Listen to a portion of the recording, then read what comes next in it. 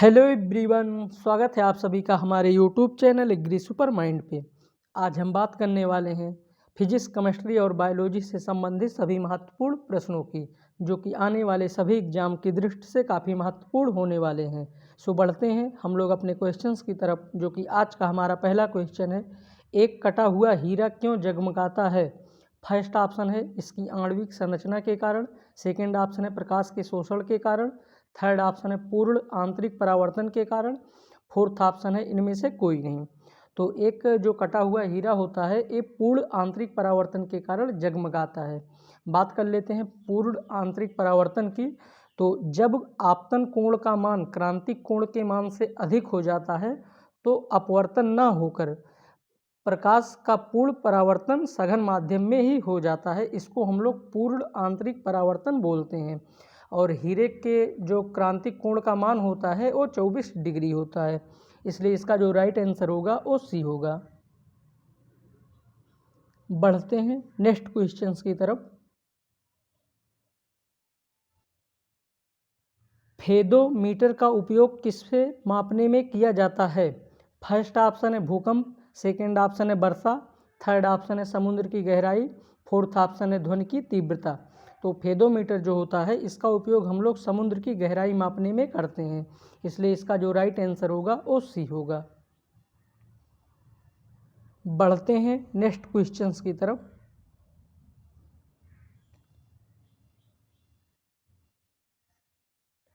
दूर दृष्टि निवारण के लिए काम में लेते हैं।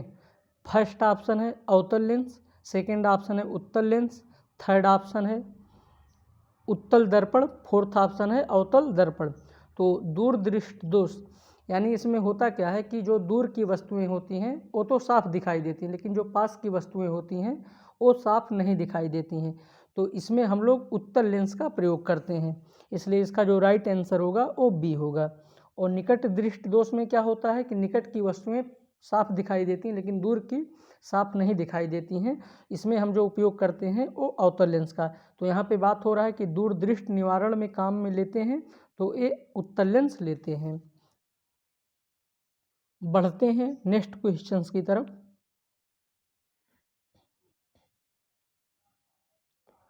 वायुमंडलीय दाब को मापने में किस यंत्र का उपयोग किया जाता है? फर्स्ट ऑप्शन है हाइड्रोमीटर, सेकेंड ऑप्शन है बैरोमीटर, थर्ड ऑप्शन है मैनोमीटर, फोर्थ ऑप्शन है हाइग्रोमीटर। तो वायुमंडलीय का जो दाब होता है उसको मापने के लिए हम लोग बैरोमीटर का उपयोग करते हैं, इसलिए इसका जो राइट आंसर होगा वो बी होगा। बढ़ते हैं नेक्स्ट क्वेश्चंस की तरफ।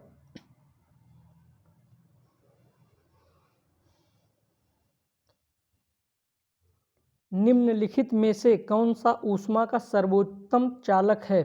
फर्स्ट ऑप्शन है जल, सेकेंड ऑप्शन है पारा, थर्ड ऑप्शन है लकड़ी, फोर्थ ऑप्शन है चमड़ा। तो यहाँ पे बात हो रही कि सर्वोत्तम चालक, तो सर्वोत्तम जो चालक होता है ऊष्मा का वो पारा होता है, इसलिए इसका जो राइट आंसर होगा वो बी होगा। और चालक जल भी होता है, लेकिन यहाँ पे सर्वोत्तम की बात अगर की जा रही है तो सर्वोत्तम जो होता है वो पारा होता है। बढ़ते हैं नेक्स्ट क्वेश्चंस की तरफ।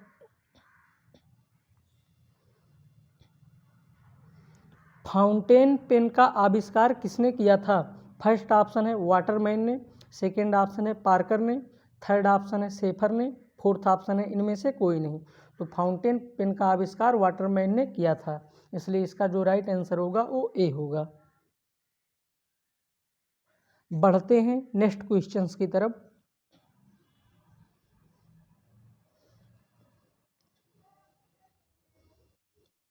ध्वनि का पिच किस पर निर्भर करता है?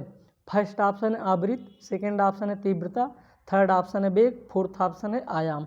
तो ध्वनि का जो पिच होता है वो उसकी आवृत्ति पर निर्भर करता है, क्योंकि जितनी ही आवृत्ति किसी चीज़ की जितनी ही आवृत्ति को बढ़ाया जाएगा उसका पिच जो होगा या साउंड जो होगा वो काफ़ी पतली होगी, इसलिए इसका जो राइट आंसर होगा वो ए होगा।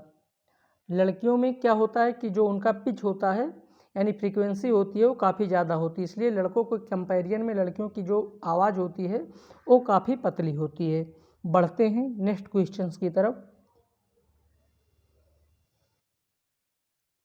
विद्युत ऊर्जा का यांत्रिक में बदलने की युक्ति है। फर्स्ट ऑप्शन है डायनेमो, सेकंड ऑप्शन है ट्रांसफार्मर, थर्ड ऑप्शन है विद्युत मोटर, फोर्थ ऑप्शन है इनमें से कोई नहीं।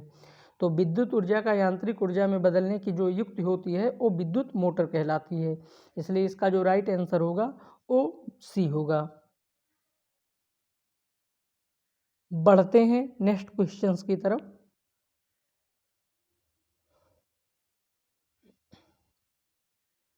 यदि किसी तार को लंबा किया जाए तो उसका प्रतिरोध फर्स्ट ऑप्शन है बढ़ता है, सेकंड ऑप्शन है घटता है, थर्ड ऑप्शन है स्थिर रहता है, फोर्थ ऑप्शन है उपरोक्त सभी।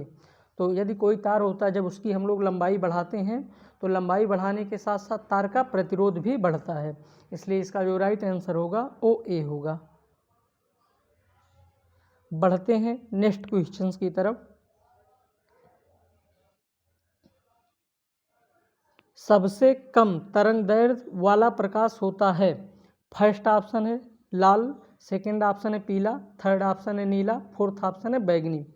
तो सबसे कम यहाँ बात हो रही, तो सबसे कम जो प्रकाश तरंगदैर्घ्य वाला रंग होता है वो बैगनी होता है। इसलिए इसका जो राइट आंसर होगा वो डी होगा। और अगर सबसे ज़्यादा की बात करते हैं तो सबसे ज़्यादा जो तरंगदैर्घ्य जिस कलर का होता है वो लाल रंग का होता है।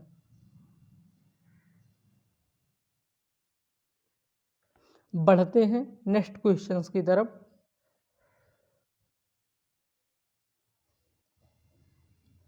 रेडियो एक्टिविटी मापी जाती है। फर्स्ट ऑप्शन है हाइड्रोमीटर से, सेकंड ऑप्शन है गाइगर काउंटर से, थर्ड ऑप्शन है सिस्मोग्राफ से, फोर्थ ऑप्शन है एमीटर से। तो रेडियो एक्टिविटी जो मापी जाती है ये गाइगर काउंटर से मापी जाती है। इसलिए इसका जो राइट आंसर होगा वो बी होगा। अगर बात कर लेते हैं सिस्मोग्राफ की, तो सिस्मोग्राफ जो होता है ये भूकंप की तीव्रता को मापने के लिए उपयोग किया जाता है, और मीटर जो होता है विद्युत धारा को मापने के लिए उपयोग में किया जाता है। तो यहाँ पे रेडियो एक्टिविटी की बात हो रही, तो इसका जो राइट आंसर होगा वो बी होगा, यानी गाइगर काउंटर जो होता है ये रेडियो एक्टिविटी को मापता है। बढ़ते हैं नेक्स्ट क्वेश्चंस की तरफ। भौतिक परिवर्तन का एक उदाहरण है। फर्स्ट ऑप्शन है मोमबत्ती का जलना, सेकंड ऑप्शन है दूध से दही बनना, थर्ड ऑप्शन है पानी में चीनी का घुलना, फोर्थ ऑप्शन है इनमें से कोई नहीं। तो भौतिक परिवर्तन की बात की जा रही, मोमबत्ती का जलना, मोमबत्ती अगर जल जाती है तो पुनः उसको हम लोग मोमबत्ती का रूप धारण नहीं कर सकते। और दूध जो होता है अगर एक बार फट के दही बन जाए तो उसको हम लोग दूध में कन्वर्ट नहीं कर सकते। लेकिन पानी में चीनी का घुलना जो होता है ये भौतिक परिवर्तन कहलाता है। इसलिए इसका जो राइट आंसर होगा वो सी होगा। बढ़ते हैं नेक्स्ट क्वेश्चंस की तरफ। जल अपघटन में ऊर्जा किस रूप में उत्पन्न होती है। फर्स्ट ऑप्शन है प्रकाश के रूप में, सेकंड ऑप्शन है ध्वनि के रूप में, थर्ड ऑप्शन है ऊष्मा के रूप में, फोर्थ ऑप्शन है अम्ल के रूप में। तो जल अपघटन यानी जल के टूटने पे जो ऊर्जा उत्पन्न होती है वो ऊष्मा के रूप में होती है। इसलिए इसका जो राइट आंसर होगा वो सी होगा। बढ़ते हैं नेक्स्ट क्वेश्चंस की तरफ। अशुद्धियों के कारण द्रव का क्वथनांक फर्स्ट ऑप्शन है बढ़ता है, सेकंड ऑप्शन है घट जाता है, थर्ड ऑप्शन है वही रहता है, फोर्थ ऑप्शन है इनमें से कोई नहीं। तो यदि कोई वाटर हो या कोई भी वस्तु हो उसमें हम यदि कोई द्रव होता है जब उसमें हम अशुद्धियों को धीरे धीरे अगर बढ़ाते हैं तो क्या होता है, उसका क्वथनांक जो होता है द्रव का वो बढ़ता जाता है। तो यहाँ पे अगर राइट आंसर की बात की है तो अशुद्धियों के कारण द्रव का जो क्वथनांक होता है वो बढ़ जाता है, यानी जब अशुद्धियाँ बढ़ती हैं तो द्रव का क्वथनांक भी बढ़ जाता है। बढ़ते हैं नेक्स्ट क्वेश्चंस की तरफ। परमाणु नाभिक के अवयव हैं। फर्स्ट ऑप्शन है इलेक्ट्रॉन व प्रोटॉन, सेकंड ऑप्शन है इलेक्ट्रॉन व न्यूट्रॉन, थर्ड ऑप्शन है प्रोटॉन और न्यूट्रॉन, फोर्थ ऑप्शन है प्रोटॉन न्यूट्रॉन और इलेक्ट्रॉन। तो परमाणुवीय नाभिक के जो अवयव होते हैं वो यानी नाभिक में जो अवयव पाए जाते हैं वो प्रोटॉन और न्यूट्रॉन होते हैं। इसलिए इसका जो राइट आंसर होगा वो सी होगा। और जो नाभिक होता है वो तो इलेक्ट्रॉन जो होता है वो नाभिक के जो आउटर कक्ष होते हैं, बाहरी कक्ष होते हैं, उनमें वो घूमता रहता है। तो यहाँ पे बात हो रही नाभिक में, तो नाभिक में प्रोटॉन और न्यूट्रॉन ही पाए जाते हैं। बढ़ते हैं नेक्स्ट क्वेश्चंस की तरफ। क्रोमैटोग्राफी की तकनीक का प्रयोग होता है। फर्स्ट ऑप्शन है रंगीन पदार्थों की पहचान करने में, सेकंड ऑप्शन है पदार्थों की संरचना निर्धारण में, थर्ड ऑप्शन है रंगीन पदार्थों के प्रभाजी आसवन में, फोर्थ ऑप्शन है एक मिश्रण से पदार्थ को अलग करने में। तो क्रोमैटोग्राफी का जो तकनीक होता है वो एक मिश्रण से पदार्थों को अलग करने में किया जाता है, इसलिए इसका जो राइट आंसर होगा वो डी होगा। बढ़ते हैं नेक्स्ट क्वेश्चंस की तरफ।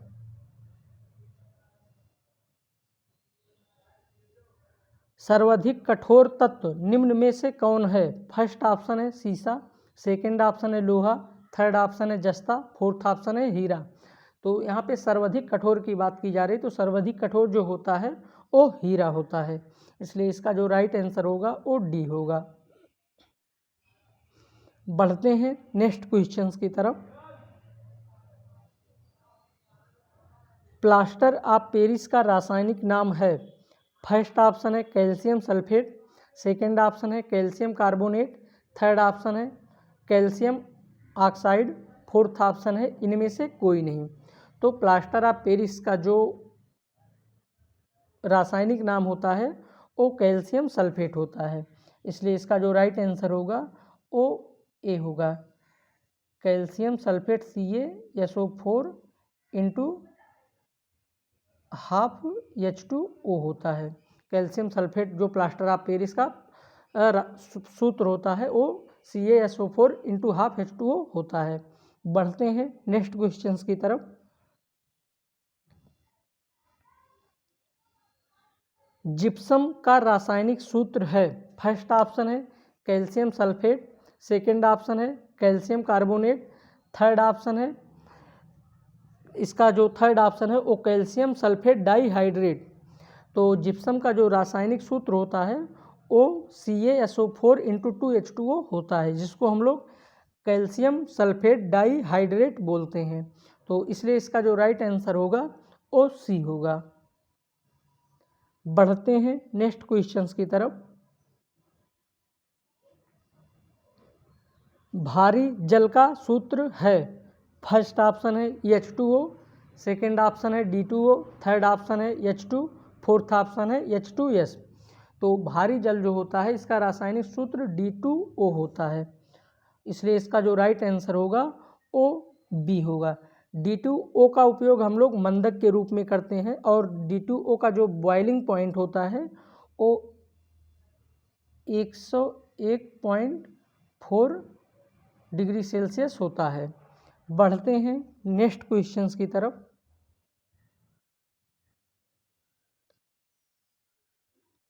कवकों के अध्ययन को क्या कहते हैं?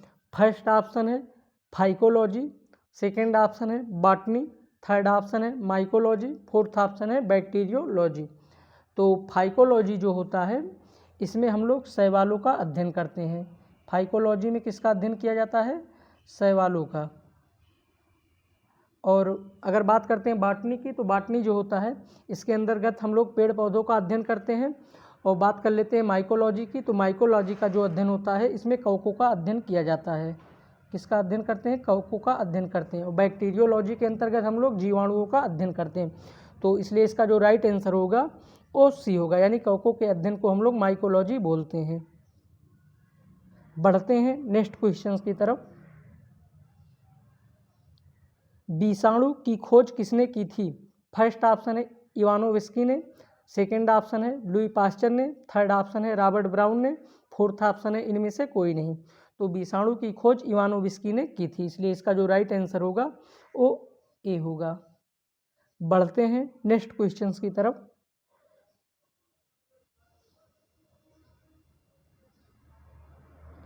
रेबीज के टीके की खोज किसने की थी? फर्स्ट ऑप्शन है रॉबर्ट कोच, सेकंड ऑप्शन है रॉबर्ट ब्राउन, थर्ड ऑप्शन है रॉबर्ट हुक, फोर्थ ऑप्शन है लुईस पास्चर। तो रेबीज के टीके की जो खोज की थी वो लुईस पास्चर ने की थी, इसलिए इसका जो राइट आंसर होगा वो डी होगा। बढ़ते हैं नेक्स्ट क्वेश्चंस की तरफ।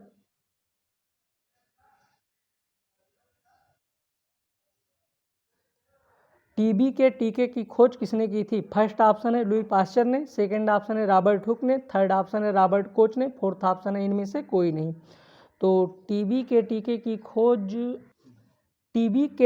खोज किसने की? फर्स्ट ऑप्शन है लुईस पास्चर ने, सेकंड ऑप्शन है रॉबर्ट हुक ने, थर्ड ऑप्शन है रॉबर्ट कोच, फोर्थ ऑप्शन है इनमें से कोई नहीं। तो टीबी के टीके की खोज रॉबर्ट कोच ने की थी, इसलिए इसका जो राइट आंसर होगा वो सी होगा। बढ़ते हैं हम लोग अपने आखिरी क्वेश्चंस की तरफ। प्रकाश संश्लेषण होता है, फर्स्ट ऑप्शन है हरे पौधों में, सेकंड ऑप्शन है कवकों में, थर्ड ऑप्शन है जंतुओं में, फोर्थ ऑप्शन है परजीवियों में। तो प्रकाश संश्लेषण जो होता है ये हरे पौधों में होता है, इसलिए इसका जो राइट आंसर होगा वो ए होगा।